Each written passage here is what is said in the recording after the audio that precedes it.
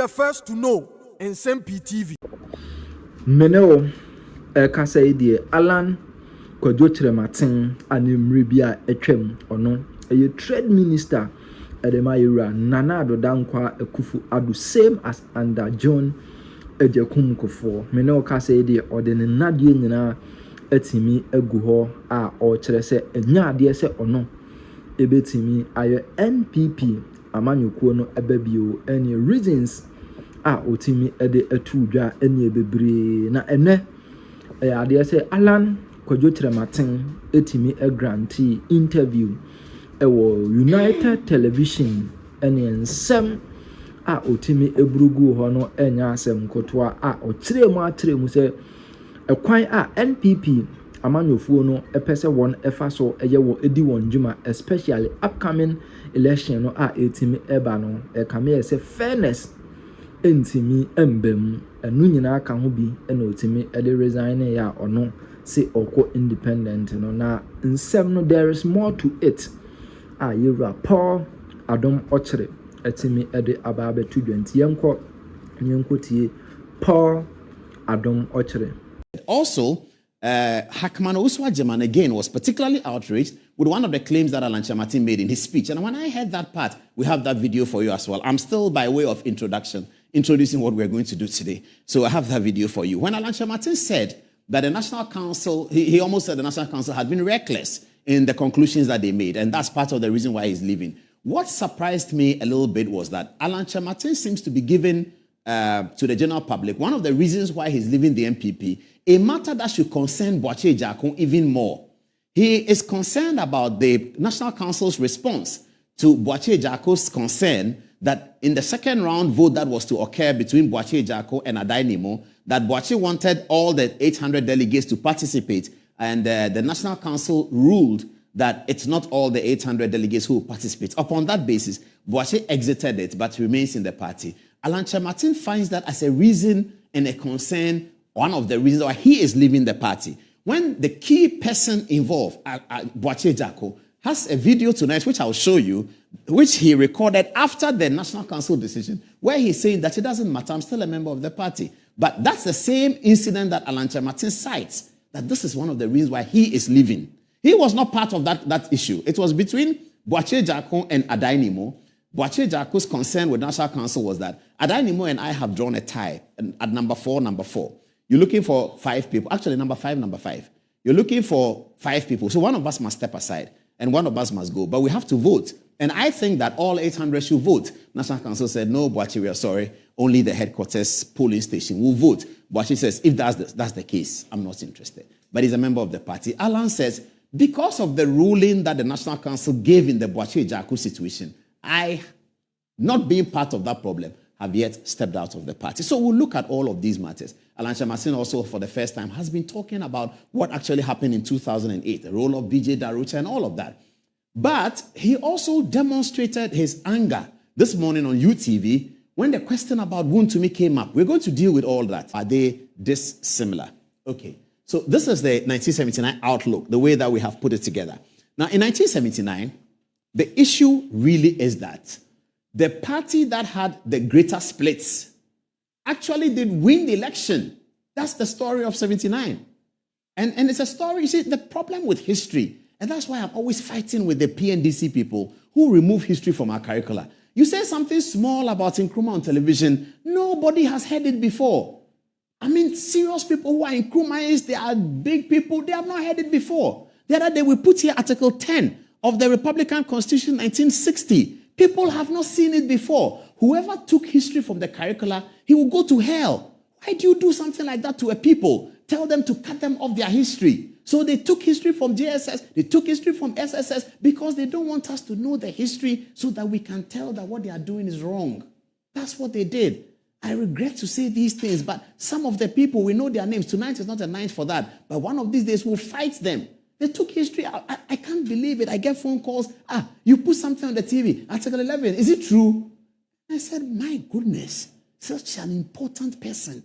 He doesn't know it. Young man who is brilliant. He's finished university. He got all the first class. Brilliant guy.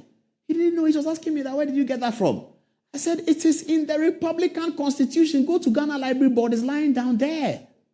So we are going to discuss that today to sort of end that conversation about 1979. MPP was split. Yes, MPP was split into two. CPP was split into about 6, and I'm going to show you the CPP split.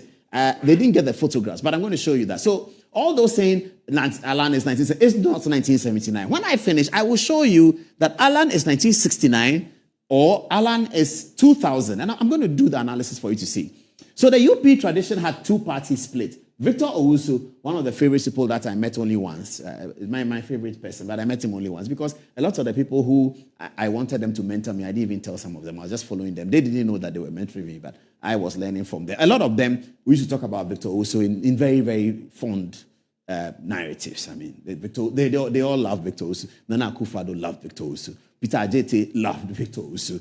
Professor Dubois talked about Victor Owusu. J. Ekufuor talked about Victor Owusu so much. So when Obed Asamoah talked about Victor Owusu as well. So, and talk of Obed Asamoah's relationship with Victor Owusu. Tonight, I have another surprise for you. The blind historian is here, or if you like, the visually impaired historian Dodu has come from Esiakwa. He's here to give us his analysis, his take on all of these. Is he around? Can they show him on the TV? Okay, call him to come in, and then I'll introduce him, and then he can sit down so people can believe that he's here. Okay, let me get back to the analysis. And as I'm talking, please be cutting out, madam, make sure you're cutting out the stuff. All right.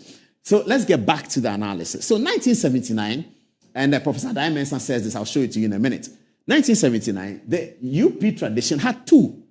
The CPP tradition had several splits. So they had, did I write it down here? They had John Bilson, they had Colonel Banasco, they had Dr. Liman and Morigala. Dodo, please come. Please bring him here. Let's see him on the TV and then you take him back. Yeah, my friend Dodo is coming. Okay. Yes. Hello, Dodo. Hello, Mr. Paul. Come. Walk closer to me. Yes, and then turn this way so they can see you. All right, so today we have a lot to say. Yeah. All right, so relax. Did they give you coffee? Did they give you coffee? I just arrived from Esiakwa. Yeah, you're from Esiakwa. Yeah. Yes, you just came. Yeah. And we spoke yesterday. Did you grant the interview that I gave you permission to grant? Yeah, the Kofi TV. You did it? Because you gave me permission, I did it. Yeah, Dodo is my good friend. He's here. He's in the studio. So don't go anywhere. So please come and take Dodo back to his seat, and then we'll call him in when it's time. Okay, thank you. Take the microphone from him. Yes. All right, viewers, it's 10 o'clock now, so we are really on the highway. So back to the story. Please put the mic down and follow back to the story. All right. Sorry, I'm telling the lady who is marking the time for me. She marks the time. She tells me that this was obiter dictum. Those who don't understand, obiter dictum is the part of the narrative that's not very important. So she's cutting out the obiter so that she will give me the real thing, and then you can get it on social media. Okay, so UP had two splits. That's a matter of fact and a matter of record. The CPP had more splits in 79 than the UP. So the analysis of 79 is that the party that had the greater split, they actually won the election. So this whole narrative about an MPP split in 79 and therefore they didn't win, the UP was split in more diverse, smaller portions. Dr. Liman, now let me explain to you what happened. Imoro Igala here had been disqualified from running as a presidential candidate. He was one of Nkrumah's favorite ministers, and he wanted to run as presidential candidate, but he had been involved in some corruption, anti-corruption, something like that. A committee of inquiry by Niama Olenu or so had found him guilty of one thing or the other. The transitional provisions for the 1979 Constitution, the rules of the Electoral Commission made by Kingsley Nyina, the Electoral Commission of the day, was such that people like Igala could not contest for presidential elections. This came quite a bit late in the day when the announcement was made. Blemeza was disqualified, if you have heard it before. Igala was disqualified. So having been disqualified, Igala now was confronted with a situation to have one of the people he may not have personally mentored to be the leader of the PNP, the Nkrumah's party. Igala was not happy with that. Igala thought he needed somebody to lead the PNP who was his own man. Igala was particularly strong because he had the support of Otchere Bequin, who is an Nkrumah's stalwart. He had the support of Krobo Eduse. All these guys were alive in 79. Very interesting period in Ghana. Afro Bedema was alive. All the people who had done the UGCC and the Nkrumah's period were all alive in 79. So that was a very big election. Everybody was there. Pawuli was there. Akufo-Addo was there. Only Dr. Dankwa and Dr. Buzia had died, and Kwame Nkrumah had died. But the rest, all the actors of the time, were all there. Okay. So Igala had the support of Bekwe, and he had the support of Krobo Eduse and Kojo Botsio. These were the biggest Nkrumah's names. So they backed him, and his party became the stronger and the dominant Nkrumah's party. Having settled the godfathers in the party, Igala then was given permission to choose the leader of the party. Now, he went to choose a person, Dr. Liman, from the Dankwa Buzia tradition. Liman, at that time, if you read the account, had just contested primaries in Gwelu, in Sisala, to become the parliamentary candidate for Victor Owusu's party. Now, Liman was almost like a protege of Owusu because, as Kufuor told me in an interview, which I have, that he as deputy foreign minister, Kufuor as deputy foreign minister, with Owusu as foreign minister, had benefited from the bilingual skills of Dr. Liman, a foreign service high-profile diplomat, because Liman had helped Owusu to interpret French to the West African sub-region. He was foreign minister. You can understand the 70s period. There was a lot of diplomacy, shuttle diplomacy, gunboat diplomacy. There was a lot of diplomacy in the 70s. And so a foreign minister of Ghana was very important. And Ghana was under a democracy at the time. It was very important. Liman was particularly important to Owusu. So Liman liked Victor Owusu one way or the other. He was preparing to become the parliamentary candidate. In fact, incidentally for Liman, he put himself in the same situation of J.A. Kufuor. These two men here, Pawuli and Victor Owusu, who were principal rivals in the UP tradition, had shared about the same position. Owusu had been foreign minister, and Pawuli had been foreign minister. Now, when both of them were foreign ministers, they both relied on Liman. So Liman was really a UP guy, isn't it? And the other Nkrumahs were offended that Igala has brought a UP guy to become the leader of the dominant Nkrumahs group, because the UP didn't like the Nkrumahs and the Nkrumahs didn't like the UPist. So this was the story. For that reason, Banasco decided that I will not be part of this pretender called Liman, who is a UP guy, who comes to wear a garb as if he's an Nkrumah because his uncle is Igala. Igala is giving the party to the UP. I will not accept it. So Banasco goes away. Then Dr. Bilson goes away. Then RP Buffo goes away. So there are about 7 or so Nkrumah's parties in the 1979 election. And there are 2 UP parties in the 1979 election. How then is it to be said that in 1979, the UP split and the Nkrumahs were together, and that's why the UP lost the election? It's wrong. It's not borne out by the facts. It's not true. And because we don't teach the history, this narrative has been carried years upon years upon years. When I interviewed Adai Mensah, he was happy that he has been able to say this. And my interview with Adai Mensah was in 2016. He said he was happy that he has been able to say this and that he's preparing to write a book. By the grace of God, he published the book. I was the MC, one of the MCs, myself and Safakai.